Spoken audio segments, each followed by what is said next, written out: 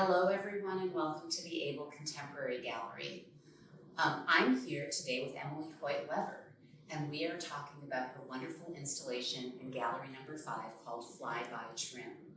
The show will be on display through July 20th, and it's always wonderful to see how much the shows transform the space, and this is just wonderful. Thanks for being here, Emily. Thank you, Teresa. Great. And thank you for showing up. I'm going to read a little bit about Emily first. Emily Hoyt-Weber is a Madison, Wisconsin-based artist who works with landscape and 3D forms to create perceptual experiences. Raised in the Central Valley in California, she received her BA in Art and Literature from Humboldt State University and her MFA from Mills College in 2011. She has taught at Mills College, the Contemporary Art School in Austin, Texas, and Coastal Bend College in South Texas. Her work is in collections in Austin, Dallas, and San Francisco. She was awarded a Community Initiative Grant from the City of Austin and the Herringer Foundation Award in Oakland, California. Yeah. So thanks for agreeing to do an installation here in this space that we love so much, and thanks for being here today. Yeah, I just want to take a moment to say that this opportunity to make an installation within a large space such as this is very unique and a great experience to just explore what my personal take on installation art is outside of maybe public art realms, which is another area that I like to work in. But to be able to just do something that is my personal art outside of stakeholders and the history of a place beyond that has different requirements, like libraries or public parks. So this has been a really great experience. Yeah. Great. So the show is called Fly by Trim. Mm-hmm. And it's a phrase I wasn't familiar with. I didn't know what that meant. I had to research it, but talk to us about the title. Yeah, so my work relates in some ways to physical sensations and experiences I've had. And some of those experiences came from childhood memories of sailing with my dad or flying in small aircraft. And my dad didn't have big expensive yachts or like fancy airplanes. He was kind of like an artist in that he just scrapped together every little bit of money to build his own airplane or to. Wait, your dad was a pilot and he built his own airplane? Yeah. So it was like it was a kit plane, but this is like over a period of 15 years. And so in some ways he was kind of like a wacky artist working in his garage for no apparent purpose, right? He wasn't like, this wasn't an object he was making as a status symbol or to get to a particular place. It was his art making. And he taught me how to fly. I wasn't gonna fly an airplane by myself, but he taught me the ins and outs of that. And one of the things that you do when you have gone through all the charting and all the planning and bringing the airplane up to altitude is that you use this small dial to just slightly adjust the mechanics of the airplane so that it flies in a certain direction at a certain speed. And I felt that was a really beautiful metaphor, like this flying by trim, this state of almost transcendent or perfect place where all the actions that you've done lead to this period where you can just sort of glide and look out the window and experience your body like in that physical space. When you have a statement that's over there, and when I read it, I thought it was beautiful. I didn't know that about flying, but I thought it was a beautiful metaphor about art making. For any of us who make art, I think it resonates. So I thought that was really nice. Okay. You have a quote from Miyazaki, the filmmaker, from the character Jiro in The Wind Rises, which I'm going to read. Who has seen the wind? Neither I nor you, but when the leaves hang trembling, the wind is passing through. So is that just more of that same theme about Tell me about that. Oh my gosh. Well, I'm not going to go into all of it. Okay. But if you look at, I've been thinking about Miyazaki's films where he uses flight as this metaphor for this kind of way for you to just look at the world and experience it without the desire to gain anything. And that character in particular is an engineer who just wants to design airplanes that for the joy of flying, but his airplanes are then turned into war machines. And so I think, that idea that we would just create just for the joy to create something that doesn't have to have an explanation, can just present an experience for the viewer that they can gain something other than money or fame or excitement or whatever it is, that they just framing the beauty of the world or the interesting aspect of the world. Yeah. The time passing or the scale or their experience of seeing the world from a different perspective. Right. That was the other thing I was thinking about, because flying changes your perspective. And this changes your perspective. And I was telling you, we were just talking before, that I came and did a little video walkthrough of the show, and somehow, like, it forced me to look at the piece in a different way. But I realized as I walked around it, I loved how I change, as a viewer, I change the sculpture by my perception. And then, like, if I'm back there and I'm looking through and I'm seeing this piece that's hanging over here, if I'm looking in the distance through it, or if I'm looking at it very close up, there's this really kind of interesting thing that happens, this back and forth and this push and pull. Yeah. So what am I trying to get to with that? When I guess what I want to say is when you're aware of this. Yes, I am. And that's part of the main. Yeah, I think I'm definitely influenced by filmmakers who use like push and pull focus to zero in on objects. So one object may be far away and it's out of focus, and the people in the foreground are in focus, and then they might pull the focus to a different direction. And so you're going back and forth between those two places, even though the camera is still pointed in one direction. Yeah. I think that's what I'm just using that as an example of how vision doesn't just come from one point, one perspective. It all depends, it's all subjective, and it all depends on changes that we make as we're walking around and looking at things. Yeah.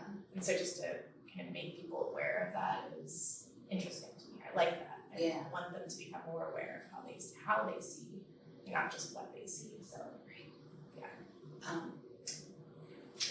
So when you come in and you see a piece like this, it's so fully formed, and such a mature and clear vision of something. But I'm curious about how you got to this kind of work.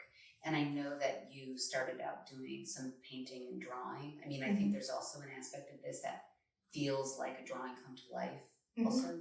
Yes. But then you're interested in the line. So what was the first kind of art that you made? And can you give us like the short version of how that beginning work led to this? Yeah, the short version. Question. Yeah, the short version, I think we're just thinking about this, is I was just given this vision of how a painter like Bridget Riley, who pairs different, who can make stripes be something other than stripes, right? Like it's about going to the pattern and realizing that my idea of what gray is not fixed. Gray will be a different color depending on what's next to it. And so I kind of went from there to thinking about how could I go from a 2D work to a 3D work and then back again. So how could, when people walk around my work, and I wouldn't say this piece is exactly like that, but in the early days it was like, how do I make something be 2-dimensional from one angle, and then they realize, oh, it's 3-dimensional. So it kind of opens up their idea of what is flat and what is dimensional. Mhm. And that's where I started. And I became more interested in the way that structure can define the space as I evolved. So then this work is thinking about how different angles and different widths of material can define certain aspects. And it may be imperceivable, but you may have a different feeling when you're on this side of the sculpture versus that side. Yeah. And I am very in tune with what color does, not what it looks like, if that makes any sense. Yeah. So what does color do to you? What is your experience with color? Yeah. So when you sent us a proposal, that's how artists get shows here. They send us proposals, Yes. and the more fully fleshed out they are, at least it gives us an idea of what their work is like, the more apt we're able to do that. We want people who transform the space, and you ticked all those boxes. Okay. But you hadn't made the piece yet, which is often the case with this show. And so one of the things I'm always interested, especially in this, you, if I understand correctly, you created this piece with this room in mind, Yes. correct? Mm-hmm. So what was that process like, and how do you start? What did you first sort of grasp onto to get the beginning of this idea? That was tricky. In the beginnings of kind of conceiving of this piece, I definitely saw things hanging and kind of moving, and I had created a lot of maquettes that were about that. And as I worked, my experience with the space felt like I really needed to ground the work somehow, and it became more interesting to me to make it go from the floor up to the ceiling. And I think that it was because of the wood and this darkness. It inspired me and made me think a lot more about my physical experiences, hiking and being in the woods and seeing certain unformed and wonky trees and so I wanted to sort of speak to that. And then at the same time, I had this drawing practice where I was making all these different kinds of grids in the form of line drawings, and I just became obsessed with this idea of I have to make these little line drawings that I've always done into some sort of three-dimensional space. And how do I do that in a way that makes it feel authentic and exciting? So that was where I started. So do you have a big studio that when you're working on a piece like this, because when artists have a show in number 5, they have Tuesday through Friday to install it, which is, for a piece like this, a relatively short amount of time and a lot of work. So you have to have a lot of pre-planning and know exactly what you're doing. So do you have a studio where you were able to set this up and see what it was going to look like? Or not fully. I was able to set up parts of it, and then I work in a makerspace that actually had a very large, open area where I was able to see it in parts. And then I also work in CAD, where I'll try to look at how things look in physical space, but it doesn't always translate. I mean, you try, but you kind of have an idea, but it doesn't always translate. And so I have about an 8-foot ceiling in my studio, and it's about 15 square feet. So that's not tiny. It's getting close to this. Yeah. So that was the kind of stuff I did. Right.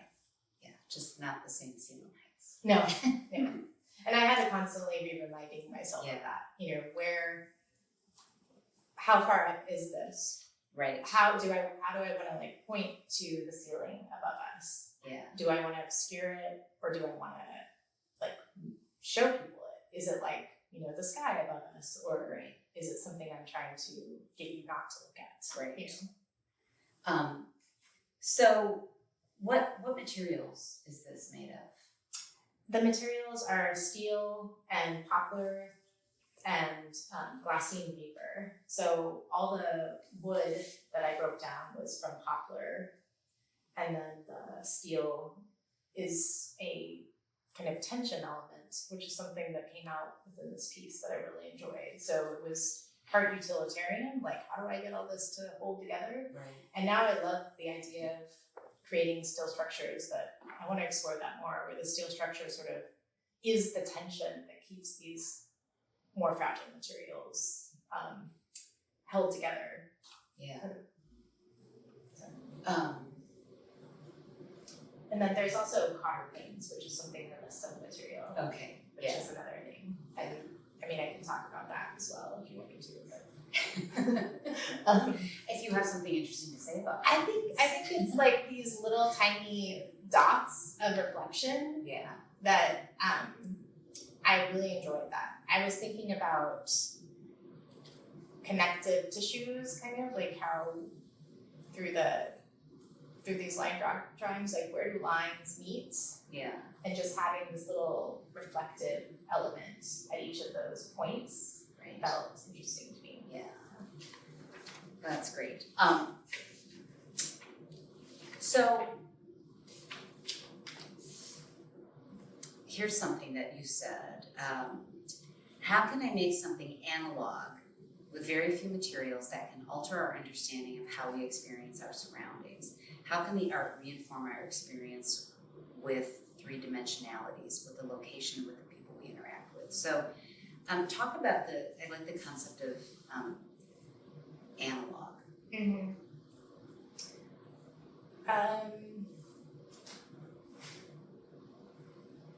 So much of our world, and this isn't a negative thing, feels that there's this digital element, and it's hard to know almost at this point what is made by physical mechanisms, I guess. So for instance, like we have LED systems that can project, a fake ocean on this floor if you wanted to. Yeah. So I guess my interest is like, how do you create something sculptural that just brings you to the place where you feel like you're at the ocean, or you feel you're noticing the things that are outside, without that added element. And I think it just goes back to that sailing and flying metaphor. I mean, there's obviously use mechanics, but the experience of being in the air is not,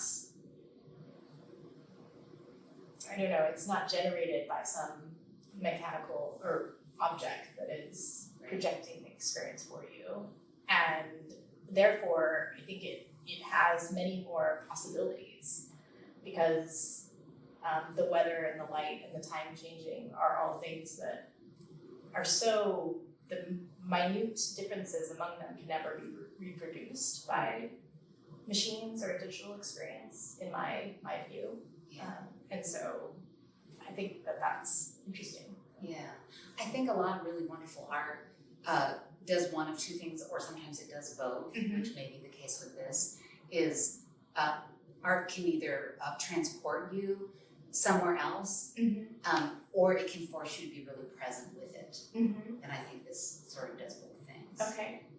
Yeah. Which is really great. Earlier we were talking about, and this kind of goes back again to your formative years of painting or whatever you, but you were talking about some artists that were left an impression on you, as most artists have, artists that they emulate or are inspired by. And then you were also talking about instructors, and one of the first works of art that impressed you when you were young. Yeah. So I think that was really interesting. Yeah, this is kind of a funny story, and I made this realization because I started writing as part of my studio practice. I write these letters that I never send to people and artists that have made an impression. Okay, I love that. And I think part of it is because some people that were formative have passed away, and you can't like send a letter. So who have you written letters to? So I've written letters to former professors, and I wrote a letter to the Sold American, which is this band that I saw in the fall. So it's just like people that I don't know, I don't need to know, but. So do you send these letters? No, I did not send the letters. Right, It's like a studio practice where I'm like getting out like why. But is there anyone like, have you ever written a letter to like, I don't know, Bridget Riley or? I actually have. I wrote to her, yes. I wrote to her, and I told her the funny story of what happened when I saw her work in Chicago, which was that I went from her show to the Op Art Museum with my daughter, and this guy's like, wow, and I'm like, well, you like this, you should go over and see the Bridget Riley painting show. I'm like, that's really cool. But anyway, so yes, I do, but I digress a little bit. Anyway, Except yeah, that I have this practice, I love that. and I'm writing, and my professor was this woman named Anna Valentina Murch, and she did a lot of public art installation projects. But she was really interested in spatial perception, and she was a very, very smart woman.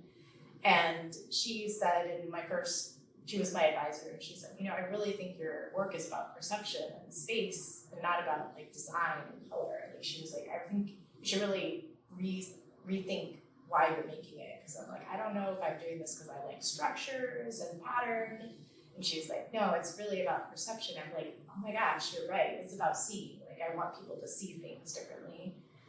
And she influenced me a lot. And then as I'm writing these letters, and I know that her husband is this guy named Doug Hollis, and he's an architect and an artist, and that they work together. And then I realized this piece that he made called Archimedes, and I'll describe it in a bit, was probably the first thing that ever made me really excited about sculpture and about installation in a way that I couldn't even really understand. And the piece Archimedes are these two giant concrete, convex domes that have a little chair in the base of them, and then they sit, really far apart from one another, 30 feet, and then you sit in the chair and you talk to the person who's 30 feet from you, and you can whisper, and there could be a million people and shouting, walking between, and you can hear them whisper. And I remember my dad whispering to me, and I just feel that experience so deeply. And I thought, oh my gosh, that made me excited about making, just in this, and it was a perceptual experience, right? That changed my way of what I thought distance was, what I thought noise could do. We can break it down scientifically, but it was kind of a magical experience more than I say use magic and just it was transformative in the same way that art can transform you. So I just thought that was interesting that I never made that connection, that this one Anna and then was so formative in my way of thinking about art, and then Doug had kind of planted that seed. That's in me. great. So it was very sweet.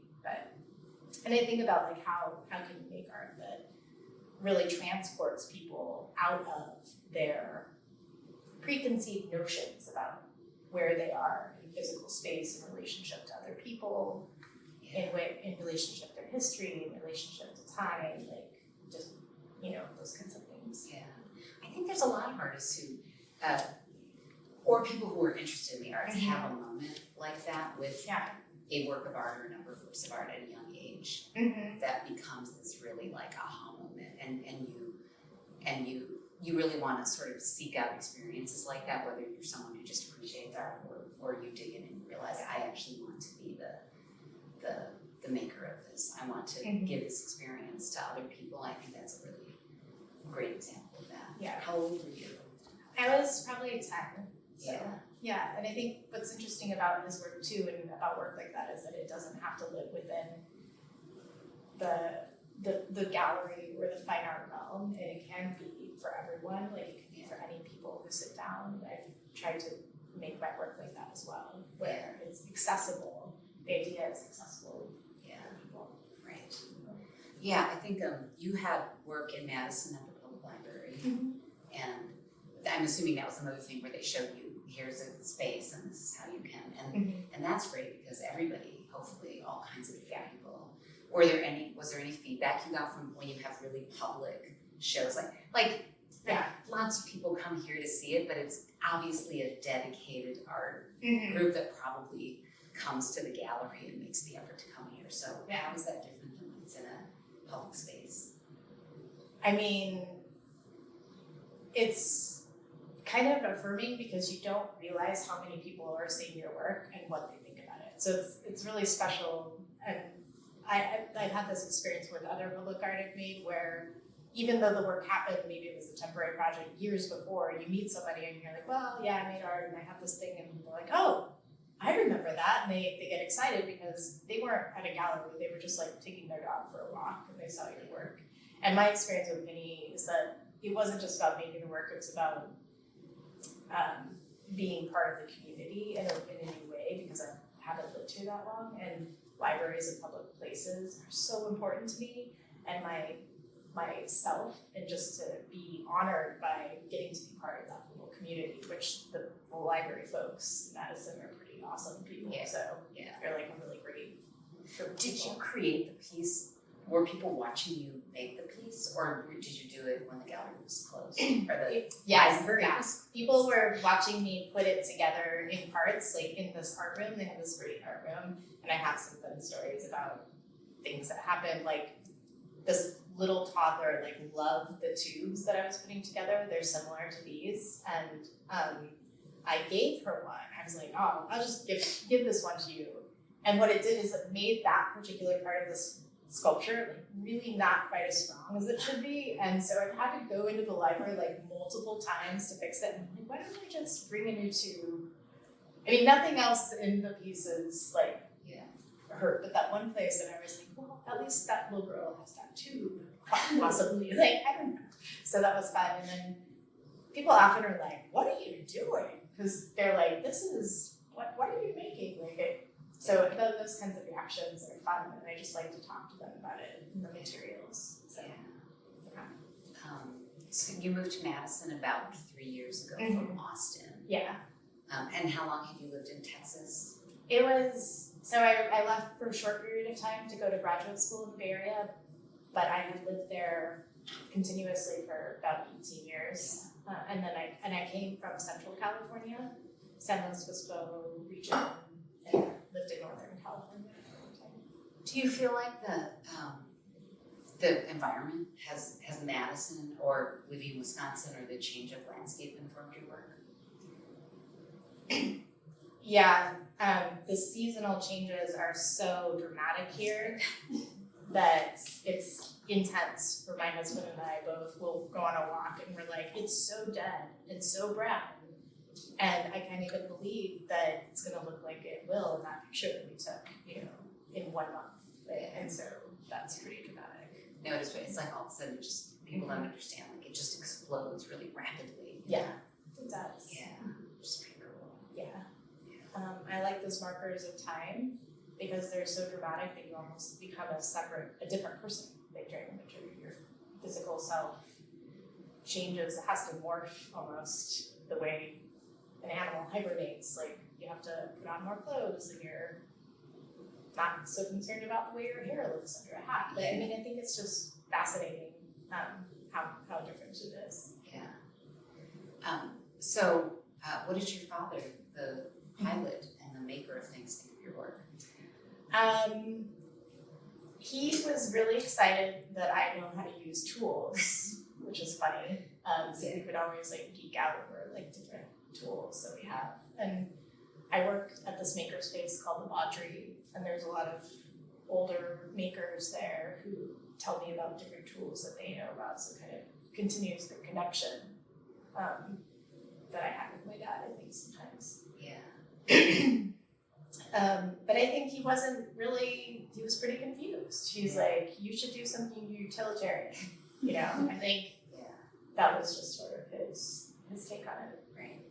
Well, and I think it's like my family's not in the arts either, and they still find what I do confusing. Yeah. I think owning a gallery, like it's a business that gives them like a foothold, not like something that I'm doing, but the making of the art and how you make a living. And then especially you're doing things like this, like how is it funded and what, and I'm assuming you have things where you have to get grants to do projects like this, and that can be really, it can be really mysterious how we make these lives work. Yes, it's challenging for them to wrap their brains around, I think. You've done teaching. I have done some teaching. Are you teaching currently? I am not. I'm looking back at it, but I think right now it's a getting my practice like really solid for myself, and my husband just works and helps support us, I guess. It's interesting being a parent because you realize that you really are like the person who's doing the work. If your other person is working so much. So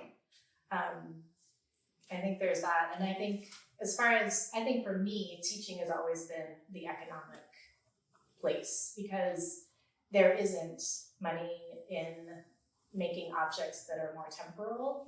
There just isn't. And I'm learning to just say like, oh well, like that's okay. We're all gonna do something different. We're all gonna make our bread and butter different ways. Yeah, that's true. Yeah, just be kind of okay with that. Yeah. So, how old are your kids? 13 and 10. Okay. And so they've grown up with you doing this. So this probably just seems like when they're here, this is just like, oh, this is our living room and this is just what mom does. Exactly. Yeah. And they tell their friends, be careful, there's no sign that says you can touch the artwork, and it's not a interactive. They'll say things like that to their friends. So they just like have this sense of what is mom doing. And they offer a lot of really good insights. Yeah. And my son especially is really tactile and loves to put things together. So, we share that in common. Yeah. So that's great. Sounds great. So, anything coming up on the horizon we should know about? Well, I want to start kind of working with more people. So that's a goal where I have some side projects that are happening with one friend who does landscape design at the UW, where we're having some sort of like public conversation or creation around our experience with landscape changes, or the changes in ecological changes, housing changes, like people not being able to afford their housing. So that's one project. And I'm in conversation with the Olbert Garden people, because again, I want to situate my work within the setting of the landscape, because I want to make work that doesn't cover up. Like, it's not in a white cube. I want it to talk to the time and the weather and the things that are around it. Yeah. So what better place than to put it in a public setting where that is happening, right? The seasons are being shown through the landscape. So no, that makes sense. Yeah. So well, there's something, these circles in this side of the sculpture, especially seeing it's a subtle thing, but it makes it seem much more organic. I can see it moving in the wind. Okay. Yes. I see that too. Yeah, great. Is there anything else about this piece or anything I haven't touched on that you think is really important that you wanted to express before I open it up to questions? I don't know how easy it is to express things like resiliency and fragility in a work, but I'm hoping that kind of reads for some of the viewers. Like maybe there's just like a delicacy that feels a little bit fragile, and I'm really interested to know, does this work just feel like it could fall apart, or what's holding it up? Like, are these questions? I want it to have that quality where it's like, there's a construction here, but I feel like the construction is tenuous, or so I think that's something that I think about a little bit. Right. Is that something that's in much of your work? Mm-hmm. And has anything ever been damaged by anyone in the space? In the public sculptures that I've made, it was a little bit hard for me to be okay with the width of the sculptural material being wider than I wanted it to. Okay. Because of that reason. Yeah. It looks like playground equipment, and so you walk through the park and then you see some kids jumping on it. So public art is like, and you have to talk to engineers and make sure it's not going to fall over. Hurt someone. Yeah. But I think it's more just like the feeling of things being fragile. Like I think about like emergence, plants as they're just coming up out of winter soil. Oh, yeah. So there's something delicate about them, and something that's needs space to just sort of keep growing. So I think that's the more, not actual like it will hurt you and fall down, but more like yeah, delicate, but actually more resilient than you think. Yeah, I think so. Yeah. Mm-hmm. That's good. Questions? I'm Sabrina, and I want to thank you. Wonderful questions, and also just can you talk a little bit about the choice of yellow? Like what I get my feeling of the pieces, it reminds me of the sun slanting through and the kind of cascading down, and being the wood. Surrounded by wood, it reminds me sort of being back in the redwoods of California, and the sunlight coming through the redwoods. Yeah. Oh my gosh, that's such a beautiful image, because I was thinking about the redwoods on my way here a little bit.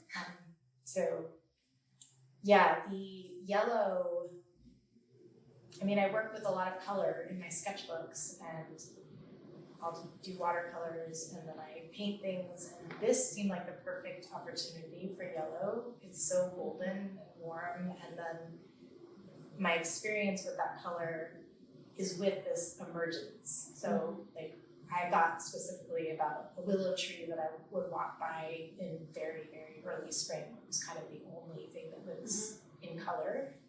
So that was sort of some inspiration. That was some inspiration for me, something I was thinking about.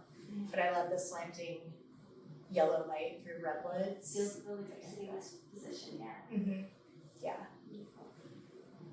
Great. I had another color related question. I was wondering about why the choice of yellow too. So thanks for asking and answering that. But I'm thinking of the work that I saw of yours from before you moved to Madison. Some metal pieces that were about space dimension, with just like very subtle color changes on it that the little bit of painting or color work that I know about, like it just seemed like I have no idea how you had it so such smooth transitions. But so this piece, I feel like you've taken a little bit of that into this too, where there's like many different yellows, and like the paper has a lot of changes of color in it. And so like what did it take to achieve that? Like how many different yellows did you make, and how much thought into placement? Can you talk about that? Well, definitely I'm a painting and drawer at heart, because I'm like, you do not take like the yellow from the can and then just put it all over the same, sculpture. So you make your own color, and so I do things like use transparent spray paints. I use my own, it's hardware oil-based paint, but then I mix lots of different colors together to get it. And then I'm really open to and sort of being intuitive about adding different colors as I'm spraying with the spray gun. So I'm like, okay, this one's a brighter shade of yellow, this one's a more muted shade of yellow, and then as I'm arranging, I get to kind of play with that. So you have a lot of materials, so when you come in here, you make the decision when you're... Yes, some of it I was like making more, I was like, I'm gonna have more orangey yellows and more bright yellows, and I'm gonna pair them depending on where they are in relation to that corner, kind of. Yeah. So, because I wanted there to be this sort of darkness from over there, and then lighter as you come over here. But the final decisions for all that happened the week you were doing the install, which is a fly-by trim, right? Yeah, maybe that's part of it, yes, just like, here we go, yeah. Yeah, and yes, exactly that. So it's that part of it's super fun. That's the painter in me that just absolutely loves color. Like these pieces are all done with acrylic spray paint, but through a stencils that I make. And then I get to use transparent paint, so I get to do like the ombres, and then I have a whole bunch of them, and then I pair them together depending on what I want, like the different colors to do as they react to one another. So that from far away you might see something that's kind of orangey yellow, but then you get up, wow, the purple and the yellow in that one part are interesting to me, and so that's really fun. So does that answer your question? Yeah. I mean, yes. Oh, I did have one other question. I think I missed before when I was looking. Where is the steel? It is. Up above. Yeah. So it's the upper parts and the lower parts. Oh. So they have enough strength that they're going to hold these really kind of flexible wood pieces together. And I'm not interested in being like hey, I'm working in metal, so I often paint it so that it obscures the fact that it's metal and it looks more like line. So I'm interested in the line versus I'm a metal artist. Here's the history of metal. And when you look at the metal, you see it. I mean, reflectivity is interesting to me. But it's hard to do that without talking about metal as a material. Right, and that wasn't what you were trying to do here, so. That was it. It's just about the practicality of strength. Yeah, I think so. Yes. Mm-hmm. Yeah, I believe so. Can you talk about your choice with the paper on this? Because it's so, I mean, to me, looking at it, it's just so, like, this side is so different from that side. There's so much connecting the two, but it's just really, you know, I just get to draw in there all the time, and then back to there, then back to there, because the forms are so different, because the paper is so round and so organic. So, yeah, could you just talk about that? Yeah. Well, first of all, I like mechanical, organic things. So I like to think about how something can be both organic and look like foliage, but also maybe look like it was printed, you know, with a machine, or like maybe she bought that or something. That's kind of an interesting thing for me. And I did design it with my drawings and sketches, but then I used a laser cutter to cut the strips.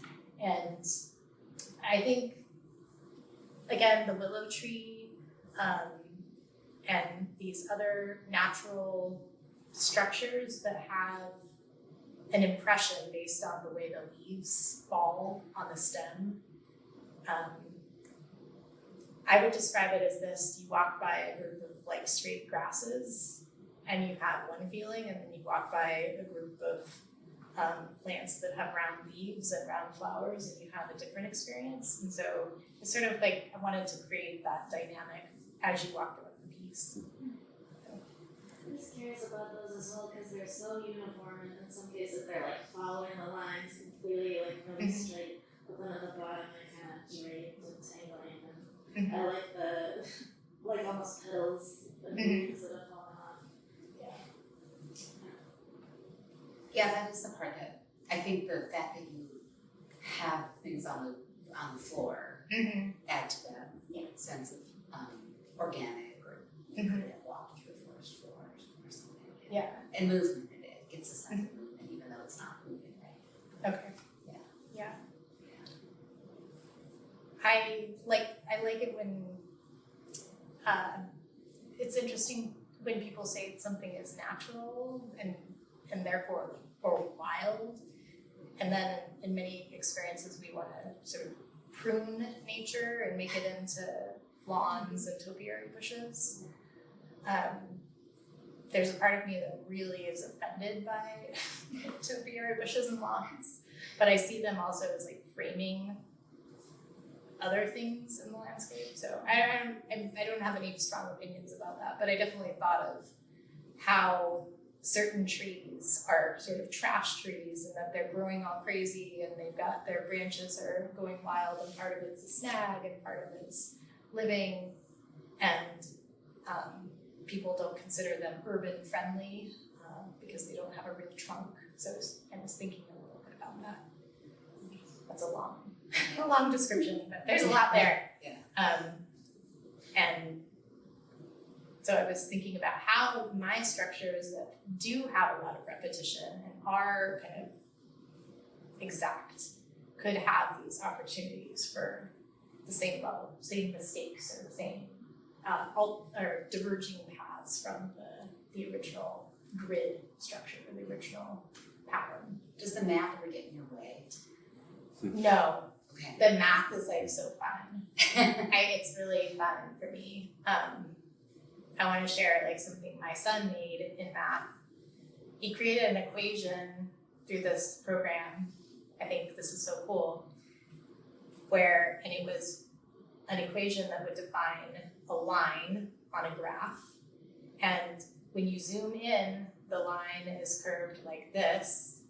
And then as you zoom out, it's still curved like this. So if you can imagine, it's like you go close up, and you've still got this curve, and then no matter how far you back up, it's still curved. So within the curve are these teeny tiny little curves, and that's an equation that can be expressed in an equation.